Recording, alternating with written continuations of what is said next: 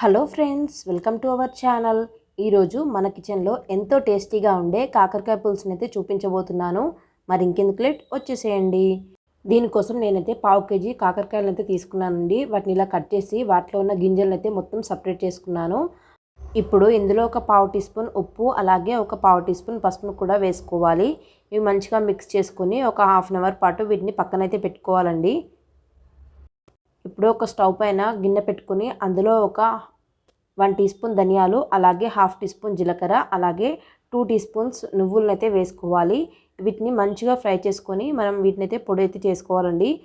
Stove off చేసి వాటినైతే చల్లారబెట్టుకుందాం. ఆలోపు నిమ్మకాయ సైజంత చింతపండుని నానబెట్టుకున్నాను. అలాగే ఒక 2 ఉల్లిగడ్డలు కూడా కట్ చేసుకుని పెట్టుకున్నాను.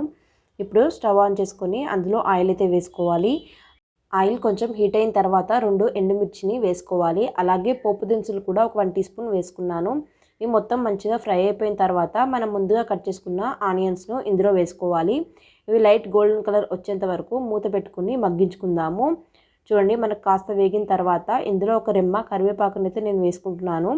కరివేపాకు కూడా వేసుకొని మంచిగా వేయించుకోండి.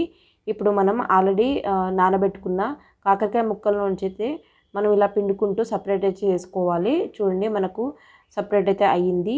ఇప్పుడు హాఫ్ టీ స్పూన్ పసుపు, అలాగే 1 టీ స్పూన్ అల్లం వెల్లుల్లి పేస్ట్ని అయితే వేసుకోవాలి. ఈ మొత్తం ఫ్రై అయిపోయిన తర్వాత ఇందులో మనం ఇంతకుముందు తీసిన కాకరకాయ ముక్కలను అయితే వేసుకోవాలి. కాకరకాయ ముక్కలను ఇలా వేయించుకుంటూ ఒక 2 to 5 మినిట్స్ పాటు మనం ఫ్రై చేసుకోవాలి.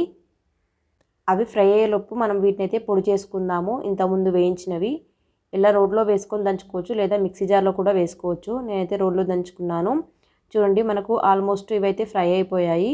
ఇప్పుడు మనం ఇందులో చింతపండు రసాన్ని అయితే వేసుకోవాలి. మూత పెట్టుకుని చారునైతే మరగనిద్దాము. ఆలోపు మనం దీనిలోకి అయితే ఈ పులుసు చిక్కగా అవడం కోసం ఇందులో ఒక 1 టీ స్పూన్ బియ్యం పిండి అయితే వేసుకున్నాను. అందులో కొంచెం కొంచెం వాటర్ వేసుకుని ఉండలేం లేకుండా కలుపుకోవాలి. బియ్యం పిండి అనే కాదండి, శనగపిండి కానీ మైదా పిండి కానీ కూడా వేసుకోవచ్చు.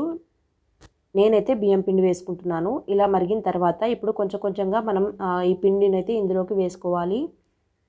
వేసుకున్నాక మంచిగా కలుపుకోవాలండి, లేకపోతే గడ్డలు అయితే కట్టేస్తుంది. ఇలా ఒక 2 to 5 మినిట్స్ పాటు మంచిగా కలుపుకోవాలి. మనకు కలుపుతుండగానే చారు అనేది చిక్కగా అవడం స్టార్ట్ అయిపోతుంది.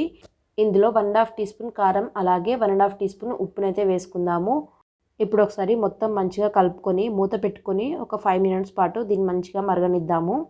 5 మినిట్స్ తర్వాత మనకు చారు అనేది చక్కగా మరిగిపోయిందండి.